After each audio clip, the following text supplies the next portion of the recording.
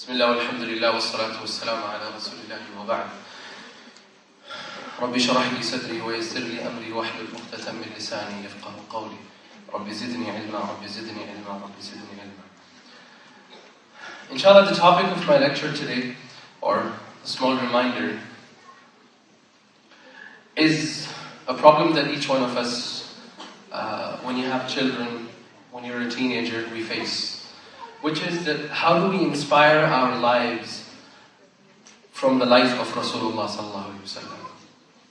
Each one of you, every single one of you, probably knows the story. They know the narrative. This happened, this happened, this happened, this happened, and then this happened, and this happened, and then he sallallahu alaihi wasallam passed away. We all know the narrative. But how often does this narrative entices us to do something with our lives? How often does this story, this amazing life lived and fulfilled for a greater cause inspires us? And if it's not inspiring us, then the mere fact that we know the narrative is not enough. It is matlub, it is something we need to know, it is something we need to teach our children, that this is what happened, this is the history. But the purpose of history is that it gives us inspiration. It gives us this drive that we're doing something wrong and we should change our direction. And when that doesn't take place, then a story remains a fairy tale,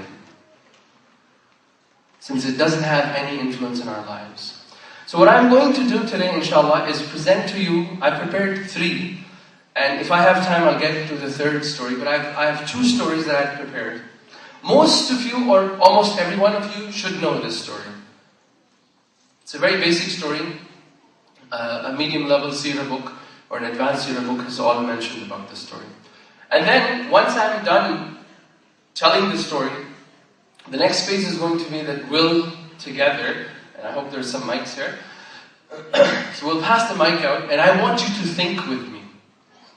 That what do we learn? And then there would be some things you would say that I don't know, and there would be some things I would say that you probably haven't thought about. And together, collectively, we'll get some lessons out of this story. Then we'll go to the 2nd story, do the same thing with it, and if time permits, we'll get into the 3rd story. So the first story is called Sayyidul Wadi. Sayyidul Wadi, the leader of the valley. So the story begins something like this. The story involves Sa'd ibn Mu'adh, who was the leader of the Aus tribe, or one of the qabilas of the Aus tribe. And then Umayyah ibn Khalaf, where he was the leader, one of the leaders in Quraysh. So what happens over here is Sa'd ibn Mu'adh, he comes to Makkah. And he stays as a guest. He stays as a guest with Umayyah ibn Khalaf. And then he tells Umayyah ibn Khalaf that I came with the intention of doing Umrah. So could you find a time in the day where I can actually perform Umrah? At that point, Umayyah ibn Khalaf, he says, okay, you know what, the best time is going to be around Dhuhr time because it's really hot. Most people will be in their houses. So we'll go out and perform, tawaf and Umrah and come back and nobody's going to realize. And subhanAllah, it was their lucky day. And, they go out and they didn't find anybody. Nobody was there in Kaaba. So, Sa'd ibn Mu'adh, he starts his tawaf. And as I said, it was his lucky day that while he's performing tawaf, he meets Abu Jahl. And Abu Jahl says, who are you? Sa'd ibn Mu'adh is the leader of Aus. He says, Ana Sa'd ibn Mu'adh. He said, Min Yathrib? Are you Sa'd from Yathrib, from Medina? He said, Naam. Are you performing Umrah with peace and security? And you have given refuge to Rasulullah, you've given refuge to Muhammad and his companions? Sa'd said, Naam. He said, Wallahi, if you were not with Aba Safwan, which is Umayyah ibn Khalaf, you would not have returned to your house in one piece. Sa'd ibn Mu'adh obviously is a leader. He's not used to being treated and humiliated like this. So he says, Wallahi, I shall prevent you from something that is much more beloved to you than you making any damage to my body. Which is that their caravans, the Quraysh, their caravans would go through Yathrib. They would go through Medina onwards to Sham. So he said, I'll prevent you from this, and your trade will be affected. So here's Abu Jahl and here's Sa'ad, and they're debating. So then Abu Jahl says something. Umayyah bin Khalaf, or Abu Safwan, he's standing there, he looks at Abu Jahl, then he looks at Sa'ad. Then he looks at Abu Jahl, and he's confused. He doesn't know which person he's going to side with. And eventually he makes the decision. And he pushes Sa'ad. And he says, Sa'ad, هذا سيد الوادي. This is the leader of this valley. Respect him. For Sa'ad radiallahu anhu now realizes that even his own friend has washed his hands away. So he washes his hands away from both of them. So he pushes Abu Safwan or Umayyah bin Khalaf with his hand, pushing him, or putting his hand on the chest and pushes him. And he said, Amma anta, and as for you, da'ni, stay away from me. For verily Rasulullah sallallahu alaihi wasallam has told me that we'll be killing you. Now, Abu Safwan, Umayyah bin Khalaf takes a new role. He's like, instead of defending Abu Jahl, he's like, and then their battle starts again. He comes in and says, no, wait. Where are they going to kill me? And then they're like, oh, they're going to, I don't know where they're going to kill you. Rasulullah didn't tell us. Am I going to be killed in Makkah or Medina? I said, I don't know. And then Abu Safwan, he says that verily by Allah, Rasulullah, Muhammad does not lie. Muhammad does not lie. And he puts his head down, walks away from the meeting. And he's saying this, he's repeating these words, that Muhammad ma yakdhibu abada. He never lies. Rasulullah never lies. And he's repeating this as he enters the house. And obviously his wife saw the concern. So he's like, Ma biki Abu Safwan, what's wrong with you? He said, haven't you heard what my brother from Yathrib has said? Meaning Sa'ad. Haven't you heard what he said? That he said that Rasulullah told him and his companions, they'll be killing me. At this point, the wife, who's a support for every man, she says, Wallahi, ma yakdhibu Muhammad abada. And he responds back with the same thing, and even more, it hurts him even further. At this point, fast forward this scene, Battle of Badr comes. This scene takes place after Hijrah. So, Battle of Badr comes, some 3 years down the road, and he still remembers the statement. So he refuses to lead. So comes Abu Jahl once again, and he says, you are the leader of the wadi. You are the leader of this valley, Abu Safwan. How can you stay back from the battle? And he says, don't you remember what the person, Sa'ad, Akhul Yathribi, my brother from Yathrib, he said? Don't you remember that? And then Abu Jahl, he leaves. And if you've seen that, they call this mibkhara, the place, it's like a very fancy decoration, and the place put coal in it, and then oftentimes they put bukhur or coal or u'ud or something like that. So he brings the mibkhara and places it in front of Abu Safwan. Now Abu Safwan is looking and he's like, what is this? He says, bakhir, meaning, sanctify yourself. Bakhir Abu Safwan. فَإِنَّكَ مِنَ النِّسَاءِ. And over here, Abu Safwan, he's the leader. Abu Jahl is playing such heightened emotional game with him. And he's like, La, ana min al-rijal. I'm from the men. And he gets up and he goes and buys the best camel. And his wife reminds him and said, don't you remember what Akhil Yathribi told you? Don't you remember that? He says, yes I do. That's why I've purchased the most fastest camel in Medina, in Makkah. And I will ride with them a day or two and run back.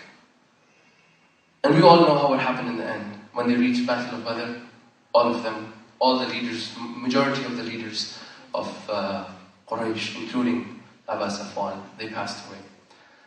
So the story ends here. Most of you know, there's more to the story, but I've actually cut it short. So most of you know this up to this point. First thing we need to ask, notice the belief and the iman that Abu Safwan had on the words of Rasulullah. And we need to ask this question, that do we actually take Rasulullah's word to this literal sense that it affects us emotionally and psychologically? Here Abu Safwan is a kafir, and he hears a statement about himself, and he does not believe in Rasulullah. And yet, it affects him emotionally and psychologically. Why? Because they knew this for a fact, that he doesn't lie. And they knew for a fact that whatever he says will come true. And that's why they were really scared of anything Rasulullah said. So the question we need to ask is, when we hear hadith or a ruling of Islam from Quran, driven from Quran and Sunnah, what is our raddi amal? How does our insight? What happens? If nothing takes place, then we need to do a check of our heart. What is it that is preventing us? Because there should be some reaction inside. Secondly, we need to understand over here is, imagine how would Sahaba, how would have they understood the following verse, where Rasulullah, where Allah subhanahu wa ta'ala, He says, هَذَا مَا وَعَدَنَا اللَّهُ وَرَسُولُهُ وَصَدَقَ اللَّهُ وَرَسُولُهُ وَمَا زَادَهُمْ إِلَّا إِيمَانًا وَتَسْلِيمًا. This is what Allah and His Rasul has promised. And whatever they promised came true. And this coming true of the promise of Allah subhanahu wa ta'ala only increased the Sahabas and believers today. In what? Iman wa taslima. In Iman and total submission. See, Islam is compromised of two things. Right? It's Iman. If you say Islam, what is Islam? Submission. But what's submission? What? It's first the love of Rasulullah sallallahu alaihi wasallam and the love of Allah subhanahu wa ta'ala. And then Iman. And when the two combine, then you get submission. Okay, if you just have hubb, you say, I love Rasulullah, I love Allah, I love Rasulullah, and you don't believe in Him, there's no benefit. And if you just have Iman alone and no hubb, then again you have the masses. They all say La ilaha illallah, but when you say talk about Islam, they have no love. They listen to you about politics, they'll sit down with you in all the different aspects of life. But the minute you open the chapter of Islam and say, let's talk about Allah, it's like, no, we want to stay away from Maulvis. That's the first thing they'll tell you. And that's the consequence. So you as a da'i will see that in the next story. Your task, when you do go back into the society, when you graduate, is to first bring people to love Allah and His Rasul. And we get this from the hadith of Rasulullah. He says, لا يؤمن أحدكم. And then the hadith continues until I become the most beloved to you. So what is awwal shay? Nafi al-iman. Rasulullah, He negated iman. That you shall not have iman. لا يؤمن أحدكم حتى أكون أحب إليه. And the hadith carries on. So that's one second point we need to understand over here. Third point, the inad, or this fight or this transgression against Rasulullah sallallahu alaihi wasallam that existed for what reason? It's existed for a reason. We get this from an ayah in the Quran. It says, فَإِنَّهُمْ لَا يُكَذِّبُونَ. They don't belie you. They don't say Rasulullah is a liar. They never say that. وَلَكِنَّ الظَّالِمِينَ بِآيَاتِ اللَّهِ يَجْحَدُونَ. But verily those, ظالمeen, the transgressors, what's their quality? They are just for no reason against ayahs of the Quran. Jahad shay'an means that you are, oftentimes, you're aware of what's taking place, but you take a stance just for the sake of arguing. And have you met those people when they argue with you? They believe in what you're saying, but oftentimes they'll just take a stand just to argue, for the sake of argument. And oftentimes people get involved in these arguments. So oftentimes stay away from these arguments. But bottom line, jahada shay'an, meaning that an officer comes to you and tells you do this. And you know you need to do this. You're at work. And then you do two things. You either say no to him or you prove it with your actions otherwise. And that's what most of them did. They either proved it with their actions, they didn't believe it, or they actually started just verbally, they said no, like Abu Lahab, tabban, like Sa'ir al-Lawm. He came to Rasulullah and said that. This is a point that I need you to understand it carefully, because oftentimes this can be misunderstood. Look, we find this, that when we become Muslim, the Muslim society We are part of the humanity, the greater human society. We are part of this global village. And we cannot live by cutting ties off from everyone. And we see this over here, that Sa'd ibn Abi Mu'adh, who is what? From the top 10. Okay, I call him top 10. So, Sa'd ibn Mu'adh, he's from the top 10. Where's Umayyah bin Khalaf from? Bottom 7. The 7 in the hadith where Rasulullah said, when they came, they placed camels' intestines on Rasulullah, and he came and he said, Allahumma alayka bi Umayyah bin Khalaf, Allahumma alayka bi Utba, and he mentioned all 7. All of these 7, they died. I've actually gone to Badr and seen where they were, they call it the Qalib, the well their bodies were thrown in. And I actually saw it. Everybody in Badr, in the city of Badr, they don't even go close to this place. They're afraid of it, that something's going to happen. So, bottom line, here's someone from the top 10 doing what? Business transactions with somebody from the bottom 7. Mushrik, mu'alid, muharib. He's a mushrik, inad, he has rejected Islam after realizing its haqq, and muharib, and he's from the harb, they're warriors, they're against Islam. There's a war between them and Islam. And here's somebody from the top 10, and Rasulullah has no objection, even after establishment of the Islamic State, to carry on their businesses. Here's the second part. Another partner of Umayyah bin Khalaf was Abdurrahman bin Auf, another one of those top 10s. And the standard was, whenever Umayyah bin Khalaf would come to Medina, he would stay either at Sa'd's place or Abdurrahman bin Auf. And they would give him the full respect and honor of a guest, provide them with food, shelter, all the security that is needed, and then he would carry on his caravan. And on the contrary, when Sa'd would come to Makkah, or Abdurrahman would come to Medina, they would come and stay with Umayyah bin Khalaf, their business partner. So what we need to understand, that when we live in this society, when we live in this global world, we can't cut ourselves off from these human connections that we have. It's very important for Muslims to understand that we are going to have a human relation with them. Ask yourself this question: what does your heart feel if a Christian or a non-Muslim, Hindu or anyone enters your home?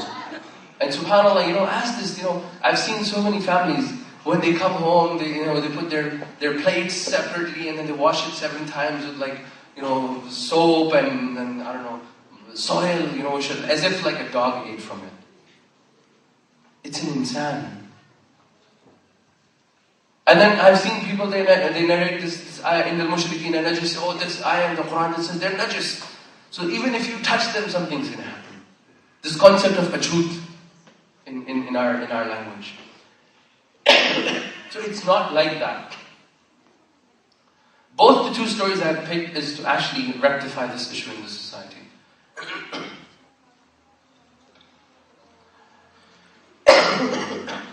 Sorry. Fifth or the fourth point, which point are we at? Fourth point, I believe. The fourth point is, isn't this hadith, sit down please. The fourth point is, isn't this hadith a mu'jiza? Doesn't it tell you that the miracle of Rasulullah sallallahu alaihi wasallam, that he is telling you what's going to take place in the future? And imagine the belief of Sahaba when they are in the battlefield and they're 313 faced with 1,000, and they see the first leader go down, the iman boost they will get, and they see the second one go down, and the iman, because Rasulullah had told them that the following are all going to die. And the iman they would get, that they're seeing the predictions of Rasulullah coming true in their life. And then fast forward in the battle of Uhud, in the Khandaq, and they come to a stone and they're unable to break it. Rasulullah comes and takes a hammer, hits it, and there's a spark that comes, nur comes out of that rock. And he says, you shall be given the keys of Rome. As if Rasulullah for our ummah is saying, you shall be given the keys of America. And then the person's like, what are you talking about? The greatest nation in the world, UK, Australia, the West. But they believed it because they themselves in their lives saw smaller predictions of Rasulullah ﷺ coming true. So it was very easy for them to accept it. And believe in it, blind following. Like they would close their eyes and say, Khalas, since Rasulullah said it, it is going to come true. Fifth point we see over here is Abu Jahl and his tactics, his techniques of misleading people. Abu Jahl always plays with emotions. At the time when Rasulullah's uncle was dying, he played with the emotions of his uncle. Right? He said, what is your nation going to say after you die? Does it matter what they say after you die? But on the deathbed, he said, what is your nation going to say? How are they going to remember you for the rest of your life? But on the contrary, you see that on the contrary, you see again Abu Jahl over here coming to Umayyah ibn Khalaf and saying, you are the leader of this valley. You are the leader. What are people going to say? Although he was not the leader, because we already see in the story that Umayyah is saying, Hada Sayyidul Wadi. So imagine his play that he's doing, that he's lowered his own status, comes to Umayyah ibn Khalaf, says, you're the leader of this valley. If you're going to stay, who's going to go? And then he feels, yeah, I'm actually the leader, you know. Imagine how would you feel if you're given this position of status, you know, you're the leader of this valley. You're the leader of this group. This power right that you get. And then after that, he realizes that his technique is not working. So he plays another game. He comes to the emotional side. The worst thing that you can tell a man to get him angry is tell him that you're a woman. Ask any man. If you have brothers, sisters, husbands, ask anyone. The worst thing for a man is you come and say, you're not a man. And that's something like, what are you talking about? Let's settle this outside. No matter how educated that person is, he'll get into that state. And this is the ultimate weapon of shaitan. To play with your emotions. What will people say if you do niqab? And then the thousand, ask yourselves, those of you that were not doing niqab and you started doing, the battle that you went through, it was nothing but an emotional battle. What will people say? Log kya kahenge, ye kya hoga, wo kya hoga, and all that stuff. Right? So shaitan's number one technique is, he comes to you and he does not say this is haram. He'll never say that. He'll come to you and he'll say, if you don't do this, nobody will accept you in the society. And then you're like, oh, what is it that I need to do? And all this conversation is taking place. And the best way to combat that emotional attack from shaitan and the people around is to connect yourselves with stories of inspiration people. Have a role model in life. Get yourself inspired by those people, whether they're alive or they're dead. Ooh, finish 2 stories like this. Okay, need to fasten up. The last point we need to get from this story. Notice how Rasulullah ﷺ has absolutely no objection for a young child, young man in his 30s, early 30s, to go into the lion's den, which is Makkah, where there is wasaniya, where there is like all these idols, and total trust in Sa'd ibn Mu'adh, despite the fact that he's a young child. That you can go to Makkah and come back, and he knows that Sa'd can handle this situation. And there's no objection in that. So in modern day and age, the advice for most of them would be based on this. Yes, there's no harm for a Muslim to go into a non-Muslim land for business, for education. There's no harm as long as there is this yaqeen, or there is this 80% chance that the person will be able to preserve his Islam. How do we see that Sa'd has preserved his Islam? The minute he sees that Umayyah has washed his hands away, what does he do? He washes his hand away. It's like, as for you, I don't even need your protection, because Allah is my protector, right? That iman kicks in. And that's the mi'ar that we need to actually follow.